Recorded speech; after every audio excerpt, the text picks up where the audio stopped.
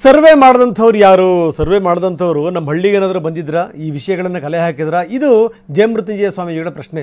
ಲಿಂಗಾಯತರನ್ನ ಒಡೆದಾಳೋ ನೀತಿ ಇದು ಅಂತ ಕೂಡ ಸ್ವಾಮೀಜಿ ಪ್ರತಿಕ್ರಿಯೆ ಕೊಟ್ಟಿದ್ದಾರೆ. ಭಾಳಷ್ಟು ಬೇಸರ ಆಗುತ್ತೆ, ನಿರಾಶೆ ಆಗುತ್ತೆ. ಕಾರಣ ಇದುವರೆಗೂ ಕರ್ನಾಟಕದಲ್ಲಿ ಲಿಂಗಾಯತರು ಮೊದಲ ಸಂಖ್ಯೆಯಲ್ಲಿದ್ದಾರೆ.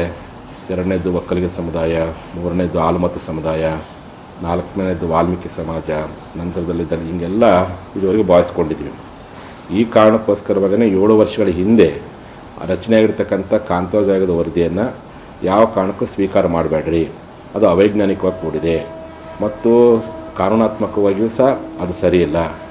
ಎರಡನೇದೇನಪ್ಪ ಅಂದರೆ ಬಹುತೇಕ ಹಳ್ಳಿಗಳಲ್ಲಿ ಬಂದು ಸರ್ವೆ ಮಾಡೇ ಇಲ್ಲ, ಜನಗಣತಿ ಮಾಡೇ ಇಲ್ಲ ಮತ್ತು ಅನೇಕ ಜನರು ಸಂಪರ್ಕ ಮಾಡಿಲ್ಲ. ನಮ್ಮ ನಾಡಿನ ಪರಮೋಚ್ಚ ಗುರುಗಳಾಗಿರ್ತಕ್ಕಂಥ ಸಿದ್ಧಗಂಗಾ ಮಠದ ಪರಮ ಪೂಜ್ಯ ಸಿದ್ಧಲಿಂಗ ಮಹಾಸ್ವಾಮೀಜಿಯವರು ಸಹ ನಿನ್ನೆ ಹೇಳಿದ್ದಾರೆ, ನನ್ನನ್ನು ಬಂದು ಕೇಳಿಲ್ಲ ಅಂತೇಳಿ. ಒಬ್ಬ ಗುರುಗಳನ್ನಂತೂ ಕೇಳಿಲ್ಲ, ಅಂದರೆ ಜನಸಾಮಾನ್ಯರನ್ನು ಅವರ ಭೇಟಿಯಾಗಿಲ್ಲ.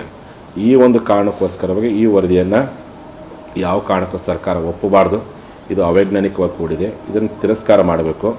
ನೀವು ಹೊಸದಾಗಿ ಜಾತಿ ಗಣತಿಯನ್ನು ಮಾಡಲಿ, ಯಾಕೆಂದರೆ ಆವಾಗ ನೀವು ಮಾಡಿರ್ತಕ್ಕಂಥದ್ದು ಅದು ಸಾಮಾಜಿಕ ಆರ್ಥಿಕ ಸಮೀಕ್ಷೆ ಅಂತ ಮಾಡಿರ್ತಕ್ಕಂಥದ್ದು, ಜಾತಿ ಗಣತಿ ಅಂತ ಮಾಡಿಲ್ಲ. ಈಗ ಹೇಳ್ತೀರಿ ಜಾತಿ ಗಣತಿ ಅಂತ ಹೇಳ್ತಾರೆ. ನೀವು ಪ್ರಾಮಾಣಿಕವಾಗಿ ವೈಜ್ಞಾನಿಕವಾಗಿ ಜಾತಿ ಗಣತಿ ಮಾಡಲಿ, ಯಾರು ಬೇಡ ಅಂತಾರೆ. ಸುಮಾರು ದೇವರಾಜ ಅರಸರು ಮುಖ್ಯಮಂತ್ರಿ ಇದ್ದಂಥ ಸಂದರ್ಭ ಆಗಿರ್ಬೋದು, ಅಲ್ಲಿಂದ ಇಲ್ಲಿವರೆಗೂ ಎಲ್ಲ ಸರ್ಕಾರಗಳು ಬಹುತೇಕ ಅದು ಇಂಥದ್ದೇ ಸರ್ಕಾರ ಅಂತಲ್ಲ, ಬಹುತೇಕ ಎಲ್ಲ ಸರ್ಕಾರಗಳು ಲಿಂಗಾಯತರನ್ನು ಸಂಖ್ಯೆಯನ್ನು ಕಡಿಮೆಗೊಳಿಸುವ ಮೂಲಕವಾಗಿ ಲಿಂಗಾಯತರಲ್ಲಿನ ಒಡೆದಾಳುವಂಥ ನೀತಿ ಪ್ರಯತ್ನವನ್ನು ಇಲ್ಲಿವರೆಗೂ ಎಲ್ಲ ಸರ್ಕಾರಗಳು ಮಾಡ್ಕೊತ ಬಂದಾರೆ. ಈಗಲೂ ನಮ್ಮೆಲ್ಲ ಶಾಸಕರು ಹೇಳಕ್ಕೆ ಇಚ್ಛೆಪಡ್ತೀನಿ, ನೀವು ಟಿಕೆಟ್ ತೆಗೆದುಕೊಂಡಿದ್ದು ಲಿಂಗಾಯತರ ಹೆಸರಲ್ಲಿ, ನೀವು ಶಾಸಕರಾಗಿದ್ದು ಲಿಂಗಾಯತರ ಹೆಸರಲ್ಲಿ, ನೀವು ಮಂತ್ರಿಗಳಾಗಿರ್ತಕ್ಕಂಥದ್ದು ಲಿಂಗಾಯತರ ಕೋಟದಲ್ಲಿ.